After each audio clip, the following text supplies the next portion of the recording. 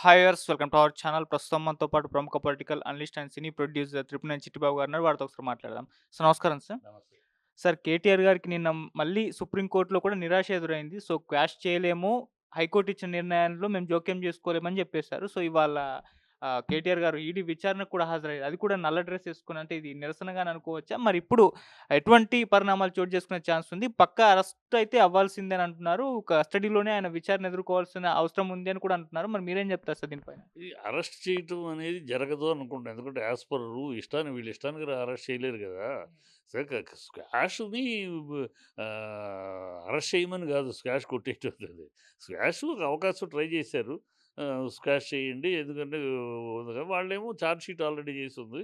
Charge sheet కాదు. Already ఇన్వెస్టిగేషన్‌లో ఉంది గనక హైకోర్టు ఇచ్చింది కనుక మేము చేయలేము. Let the investigation go ahead. Investigation సహకరించండి. ఇన్వెస్టిగేషన్ అయినాక అప్పుడు కాతే అసలు ముందే బ ముందస్తు బెయిల్‌కి చేసుంటే పోయేదేమో. ముందస్తు బెయిల్ అరెస్ట్ కాకుండా బెయిల్ ఇచ్చేవారేమో. అసలు స్క్వాష్ అనే పాయింట్ వెళ్ళటం టైం వేస్ట్ అయింది. ఇప్పుడు చూద్దాం. అరెస్ట్ అనేది చేస్తే ఖచ్చితంగా ప్రాబ్లమ్స్ వస్తాయి. ఎందుకంటే చట్టం ప్రకారం అరెస్ట్ చేస్తే రేపు చార్జ్ షీట్ ఏసినాక వీళ్ళు ఫూల్స్ అవుతారు. ఎందుకంటే అది అవినీతి ఎక్కడా లేదు. ఆ డబ్బులు తర్వాత ఎవరికన్నా వచ్చినయి ఇయన్నీ ఏమి లేవసలు. అవినీతి అనేది ఏసీబీకి అవకాశమే లేదు ఎంటర్ అవ్వడానికి అసలు. ఈడీకి. ఎందుకంటే అది ఒక ప్రెస్టీజ్ ఆఫ్ స్టేట్. ఒక హైదరాబాద్ బ్రాండ్ ఇమేజ్‌కి సంబంధించిన విషయం. సో, అందువల్ల ఆ బ్రాండ్ ఇమేజ్‌కి సంబంధించినప్పుడు ఆర్గనైజర్స్ మాకు కొంచెం డబ్బులు ఇబ్బందిగా ఉంది. మా స్పాన్సర్స్ డబ్బులు ఇంకా రాలేదు. ఈ లోపల టైం అయిపోతుంది. కనుక మీరు కొంచెం వెసులుబాటు కల్పిస్తే మేము చేసేస్తాం. తర్వాత మీ డబ్బులు ఇట్స్ ఆటోమేటిక్ అన్నప్పుడు ఓ ప్రభుత్వంగా ఒక బ్రాండ్ ఇమేజ్ ఒక రాష్ట్రానికి ప్రయోజనకరమైన ఒక గొప్ప విషయం అది. కొన్ని దేశాలే ఈ కార్ రేస్ తోటి పాపులర్ అయ్యాయి. సో, అలాంటి ఒక బ్రాండ్ ఇమేజ్‌ని కాపాడుకోవటానికి ఇచ్చారు. సో, అది క్యాన్సిల్ చేసిందెవరు? ఈ ప్రభుత్వం. మీరు దోషులసలు. అది దాన్ని ముందుకు తీసుకెళ్లాల్సింది పోయి మీరు దాన్ని క్యాన్సిల్ చేయటం, క్యాన్సిల్ చేసిన ద్వారా 8,00,00,000 అప్పు కట్టటం, ఫైన్ కట్టడం లాంటియన్నీ వీళ్ళ వల్ల. సో, ఇయన్నీ వస్తాయి. సో, అరెస్ట్ అనేది అంత ఈజీగా ఇన్వెస్టిగేషన్ జరుగుద్ది. మళ్ళీ పిలవచ్చు. ఈడీ కూడా పిలవచ్చు. పిలిస్తే వెళ్లి చెప్తాడు. దానికేముంది. అరెస్ట్ చేస్తే మాత్రం అనైతికం అయిపోద్ది. అరెస్ట్ అయితే అల్లకల్లోలం అవుద్ది ఖచ్చితంగా. అంటే ఆల్రెడీ వీళ్ళు ఈ డైవర్షన్ పాలిటిక్స్ అమ్మా. ఈళ్ళు ఏమి లేదు. నెలకొక పాయింట్ తీసుకుంటారు. నెలకొక పాయింట్ తీసుకొని ఎందుకంటే ప్రజలు ఛీ, తూ, పో అంటున్నారు. అసహ్యంగా తిడుతున్నారు ఈ ప్రభుత్వాన్ని. అది హైడ్రా అవ్వచ్చు, అది మూసీ అవ్వచ్చు, ఇంకోటవ్వచ్చు, ఇంకోటొచ్చు అన్నీ రైతుకి సంకెళ్ళేసి లాక్కెళ్ళటం అవ్వచ్చు. ఇయన్నీ రకరకాల కారణాల వల్ల ప్రభుత్వానికి అసహ్యమైన పేరొచ్చేసింది. సో, ప్రజలు అసహించుకుంటున్నారు, తిడుతున్నారు, ఛీ, పో, థూ అంటున్నారు, శాపనార్థాలు పెడుతున్నారు. ఆటిల నుంచి తప్పించుకోవటానికి ప్రజల మైండ్‌ని డైవర్ట్ చేయటానికి ఇలాగ వాళ్ళని అరెస్టు, వీళ్ళని అరెస్టు ఇయన్నీ ఈ నాటకాలు ఎంతకాలం సాగుతాయి? కొన్నాళ్ళంతే. ఇప్పటికే అయిపోయింది. ఈయన ఎప్పుడు దిగిపోతాడో, రేపు మార్చి దాకా ఉంటాడో, మార్చి తర్వాత ఉంటాడో, ఉండడో తెలీదు. అందుకనే నేను సీఎంగా ఉండగా టికెట్ రేట్ పెంచనివ్వనన్నాడు. ఇప్పుడు పెంచడానికి ఇచ్చేసాడంటే సీఎంగా ఉండననేగా లెక్క. అండర్‌స్టూడ్ అది. సీఎంగా దిగిపోతున్నాడు గనుకే ఉండగా ఇవ్వనన్నాడు గదా! లేకుండానే అనే అర్థమవుతుంది. సో, అది సిగ్నల్ లాగా ఉంది. సో, ఇయన్నీ గాలి మాటలు, గాలి పనులు తప్పితే ఇంకోటి లేదు. అరెస్ట్ చేస్తే చేయని. ఏంటంటే చేస్తే కొమ్మ మునుగుద్దా? అరెస్ట్ చేస్తే చార్జ్ షీట్ ఫైల్ చేస్తారు. బెయిల్ తీసుకుంటారు. బెయిల్ వచ్చినాక కోర్ట్‌లో ఫైట్ చేస్తారు. కోర్ట్‌లో నిర్దోషిగా బయటపడతాడు. అప్పుడు మొహం ఎక్కడ పెట్టుకుంటది ఈ ప్రభుత్వం? సార్, ఇటు కేటీఆర్ గారు విచారణ ఎదుర్కొంటున్న ఈ నేపథ్యంలో అటు హరీష్ రావు గారు ఢిల్లీకి వెళ్ళడం అనేది కూడా రాజకీయ వర్గాల్లో చర్చనీయాంశంగా మారింది సార్. అంటే ఎందుకు ఈయన ఢిల్లీ వెళ్తున్నారు? అది కూడా ఈ టైంలోనే. సో, ఇది ఏం జరగబోతుందన్నది కూడా ఒక సస్పెన్స్ అయితే అందరిలో ఉంది సార్. మరి హరీష్ రావు గారు ఢిల్లీ వెళ్ళడం ఈ కేసు ఇష్యూ పని మీదనేనా? లేకుంటే ఇంకేదైనా రీజన్ అయ్యి ఉంటుందా? ఈ కేస్ ఇష్యూ మీద ఢిల్లీ ఎళ్ళాల్సిన పని లేదమ్మా. ఇక్కడ కోర్ట్‌లో ఇష్యూ ఉంటే సుప్రీం కోర్ట్‌లో ఆల్రెడీ ఏశారు కేసు. అందుకోసం ఢిల్లీ ఎళ్ళాల్సినోళ్ళు లాయర్‌లు ఎళ్తారు. దీనికి ఇయన్నీ వీళ్ళు ఎళ్ళాల్సిన పని ఉండదు. వీళ్ళు ఎళ్ళరు కూడా. ఇది మామూలుగా ఢిల్లీ ఎళ్ళడానికి ఒక ఎంపీగా ఓ ఒక ఎమ్మెల్యేగా ప్రభుత్వం తరపున మొన్న రాహుల్ గాంధీకి కంప్లెయింట్ ఇవ్వడానికి ఎళ్లారు. అట్లాగూ రాష్ట్రం కోసం కలవటానికి వెళ్ళొచ్చు ఏముంది? కలవటానికి వెళ్ళటానికి అనేక కేవలం మినిస్టర్ అయితేనే వెళ్ళాలని లేదు గదా! అపోజిషన్‌లో ఉన్నప్పుడు కూడా అపోజిషన్ లీడర్స్ కూడా they can go and meet the concern minister for the state welfare. State కోసం కలవటానికి వెళ్ళొచ్చు. దానికి ఈ కేసు కోసం హరీష్ రావు ఇక్కడి నుంచి ఢిల్లీ వెళ్ళాల్సిన అవసరం లేదు. లాయర్‌లున్నారు. మహా లాయర్‌లున్నారు. లాయర్లు ఫోన్‌లో మాట్లాడితే లాయర్లు ఎళ్లి అటెండ్ చేస్తారు కదా! దీనికోసం ఈయన ఎళ్ళాడు ఇయన్నీ పిచ్చి రూమర్లు. సార్ ఇక్కడ రేవంత్ రెడ్డి గారు కూడా చాలా వ్యూహాత్మకంగా వెళ్తున్నారు అని జెప్పేసి అంటున్నారు. ఎందుకంటే సార్ కేటీఆర్ గారిని అరెస్ట్ చేయించే ఈ ప్రోగ్రామ్ అంటే ఈ కేసు నడుస్తూ ఉంది. కేసీఆర్ గారు జోలికి వెళ్ళట్లేదు. ఆయన ఎందుకు అనంటే ఆయన ఒక పార్టీ అధినేత, ఉద్యమకారుడు. ఆయన్ని అరెస్ట్ చేస్తే సింపతి వర్కౌట్ అయ్యి ఎక్కడ కాంగ్రెస్ గవర్నమెంట్ కోల్పోతుందన్న భయం అది పార్టీ వర్గాల్లో కూడా ఉంది. అందుకే ముందు బలాల్ని దెబ్బతీద్దామని జెప్పేసి కేటీఆర్ గారి జోలికి వెళ్తున్నారు. ఆయన వ్యూహాత్మకంగానే వెళ్తున్నారని కూడా ఆయన చాలా మంది మాట్లాడుతున్నారు. మీరేం జెప్తారు? ఆయన వ్యూహం లేదు, గడిది గుడ్డు లేదులే గానీ, ఏదో ఒక పనికి పాట లేని ఒక అతను సీఎంగా ఏమాత్రం యోగ్యత, అర్హత లేనివాడమ్మా. ఒక వీధి రౌడీ భాష, వీధి రౌడీ చర్యలు, వీధి రౌడీ చేష్టలు తప్పితే ఏమీ లేదు. అతను ఏ అరెస్ట్ చేస్తాం. ఏ పిల్లలు కనుక స్కూల్ పిల్లలు ఆ లెవెల్‌లో ఉంది అతని బిహేవియర్, అతని మాటలన్నీ. అరెస్ట్ చేస్తాం, అరెస్ట్ చేసి చూపిస్తాం. గెలిస్తే తొక్కుకుంటూ వచ్చామంటాం. గెలిచేవాడు ఎవడు తొక్కుకుంటూ రావడం ఏంటి? తొక్కుకుంటూ ఎవడొస్తాడు గెలిచేవాడు? తొక్కుంటూ ఎవడు రాడు. ఎదుటోడిని గెలిపించుకొని వస్తాడు. దీన్ని తొక్కుకుంటూ వచ్చాను, నొక్కుకుంటూ వచ్చాను, ఈ పిచ్చి కూతలన్నీ కూస్తాడు రేవంత్ రెడ్డి. అతను మాటలు అలాగే ఉంటాయి. ఆ మాటల గురించి మనం పెద్దగా పట్టించుకోవాల్సిన అవసరం లేదు.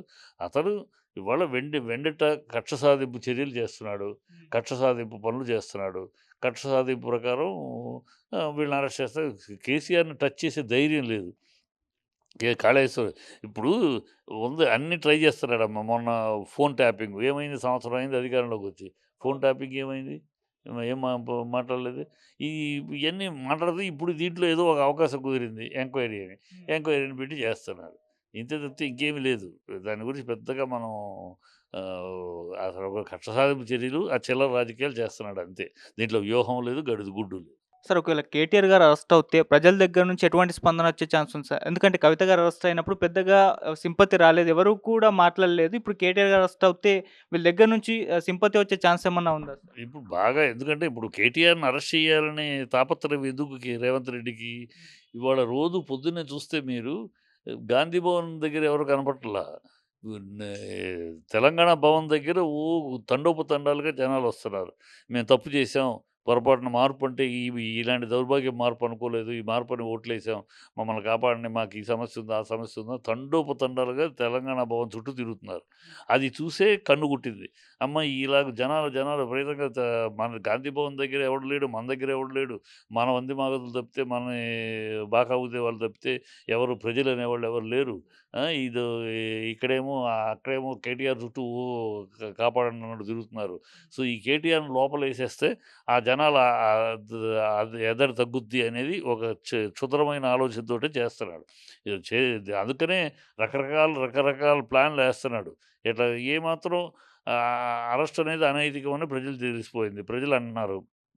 ఆల్రెడీ దీంట్లో అవినీతి ఎక్కడ జరిగింది? 50,000,00,000 ఇచ్చాడు. ఓకే. ఈడీ ఎలక్షన్ టైమ్‌లో ఇచ్చాడా? ఎలక్షన్ కమిషన్ తీసుకుంటది యాక్షను. నువ్వెవడివి? ఈడీ ఎవరు? ఏసీబీ ఎవరు? ఏం సంబంధం? అది ఎలక్షన్ టైమ్‌లో ఇచ్చాడంటే ఎలక్షన్ ఉల్లంఘన అయితే వాళ్ళు చూసుకుంటారు. వాళ్ళకి కంప్లెయింట్ పెడతారు. వాళ్ళు చూసుకుంటారు. మీకేం సంబంధం? దేనికి బోడిగుండుకి, మోకాళ్ళకి ముడేసి ఈడీని తీసుకొచ్చి కలిపి ఏదో చేయాలని చూస్తున్నారు. అది తేలదు. అది డెఫినిట్‌గా ఈ బొక్క బోర్లా పడతాడు రేవంత్ రెడ్డి. అది ఒకవేళ కాదని మొండిగా, మూర్ఖంగా చేసినా చేయగలడు. రేవంత్ రెడ్డి ఒక మొండిగా, మూర్ఖంగా చేస్తాడు. ఎందుకంటే అతని బిహేవియర్ గాని, అతని కల్చర్ గాని ఏది కూడా ఒక సీఎము, ఒక స్థాయి, ఒక హుందాతనము, ఒక కల్చర్‌లో లేదు. అంతా వీధి రౌడీలాగా మాట్లాడటం, వీధి రౌడీలాగా చేష్టలు చేయటం, వీధి రౌడీలాగా బిహేవ్ చేయటం, మాటలు, తీరు అన్నీ అట్లాగే ఉన్నాయి. కనుక అతను ఆ లెవెల్‌లో లాక్కెళ్ళండి, లోపల ఎయ్యండి అని చెప్పినా మాట్లాడతాడు. ఎందుకంటే ఎవడైనా ఎలక్షన్‌లో గెలిచినోడు ఏమంటాడు? గె ఆహ్, ప ఏ ప్రత్యర్థి పార్టీని ఓడించాం. ప్రజలు మమ్మల్ని ఆశీర్వదించారు. మేము గెలిపించాను. అదే నేను తొక్కుకుంటూ వచ్చాను, నొక్కుకుంటూ వచ్చాను ఎవడన్నా మాట్లాడతాడా? ఒక సీఎం లెవెల్‌లో మనిషి. తొక్కుకుంటూ రావడం ఏంటి? గెలిచినోడు తొక్కుకుంటూ వస్తాడా? ఎదుటోడు ఓడిపోతే నువ్వు గెలుస్తావు అంతే. ఇక్కడ ఎన్నికలు ఒకసారి ఓడుస్తారు, ఒకసారి గెలుస్తారు. మరి సిటీ మొత్తంలో ఒక్క సీటు రాలని కాంగ్రెస్‌కి. అంటే మిమ్మల్ని తొక్కుకుంటూ, నొక్కుకుంటూ వచ్చిందా బీఆర్ఎస్ ఇక్కడ? ఒక్క సీటు రాలా. మీ మొహానికి ఒక్క సీటు కూడా లేదు ఇక్కడ. సిటీలో రంగారెడ్డి జిల్లానో గ్రేటర్ హైదరాబాద్‌లో మరి. ఇక్కడేమి ఎవరు నొక్కారో, ఎవరు తొక్కారు మిమ్మల్ని. బ బ గెలిచింది ఆఫ్టర్ ఆల్ 61 సీట్లు. 57 సీట్లు ఓడిపోయారు. కాంగ్రెస్ అన్ని సీట్లు 57 సీట్లు ఓడిపోయింది కదా కాంగ్రెసు. 61 సీట్లే గెలిచింది. దీనికే తొక్కుకుంటూ వచ్చాం, నొక్కుకుంటూ వచ్చాం, విర్రవీగి మాట్లాడితే ఎట్టా? ఆ! ఈ అవకాశం ఉంది కనుక నోటికొచ్చింది మాట్లాడతా. అది బ్యాలెన్స్ లేదు. ఒక సీఎము హుందాగా ఆ సీటుకి గౌరవం ఇస్తూ, ఆ సీటు స్థాయిలో మాట్లాడాలి ఎవరు మాట్లాడాలి. నేను చిన్నప్పటి నుంచి చాలామంది ముఖ్యమంత్రులు చూశాను. చాలామంది ముఖ్యమంత్రులు మా ఇంటికి, మా కుటుంబానికి దగ్గర వాళ్ళు ఉన్నారు. మామూలు పరిచయం ఉన్నవాళ్ళు ఉన్నారు. చాలామంది చూసాం. అటు తమిళనాడులో ఇటు గాని. ఇంతవరకు ఇలాంటి అనైతికమైన ముఖ్యమంత్రిని, ఇలాంటి అరాచక భాష పడే ముఖ్యమంత్రిని, ఇలాంటి అల్లరి చిల్లరగా మాట్లాడే ముఖ్యమంత్రిని నేను ఇంతవరకు చూడలే. ఫస్ట్ టైమ్ ఇలాంటి ముఖ్యమంత్రి చూడటం. అది తెలంగాణ దౌర్భాగ్యం అనుకోవాలి. దురదృష్టం అనుకోవాలి. ఎందుకంటే గతం 10 ఏళ్ళు ఒక్కసారి వెనక్కి తిరిగి చూడండి. తెలంగాణ అంటే ఢిల్లీ కాడ నుంచి దేశమంతా తిరిగి చూసింది తెలంగాణ. ఇవాళ తెలంగాణ బ్రాండ్ ఇమేజ్ ఎక్కడుంది? మొత్తం కూకటి వేళ్ళతోటి పీకేశారు ఈ 1 ఇయర్‌లో. ఇవాళ తెలంగాణ అంటే ఎక్కడయ్యా అంటే సోనియా గాంధీ, రాహుల్ గాంధీ కాళ్ళ దగ్గర చూపించాల్సొస్తది. వాళ్ళ కాళ్ళ దగ్గర పడుంటారు ఒక నలుగురు. ఆ నలుగురిలో ఒకడు మా ముఖ్యమంత్రిని చెప్పుకోవాల్సిన దౌర్భాగ్య స్థితిలో ఉంది. అంత దిగజార్చేశారు తెలంగాణ. తెలంగాణ ఆత్మాభిమానాన్ని, తెలంగాణ పౌరుషాన్ని, తెలంగాణ పోరాట పటిమని మొత్తం దిగజార్చేసేసి బాంఛన్ కాలు ముక్తదారా అని ఆ ఢిల్లీ పాదుషాల దగ్గర వంగి వంగి సలాములు చేసే స్థితికి దిగజార్చారు ఈ రేవంత్ రెడ్డి, ఈ కాంగ్రెస్ ప్రభుత్వం. ప్రజలు అయన్నీ ఆలోచిస్తున్నారు ఎంత తప్పు చేశామని. కనుక ఇయన్నీ అడిగే నాటకాల్లో ఇదొక భాగం అంతే.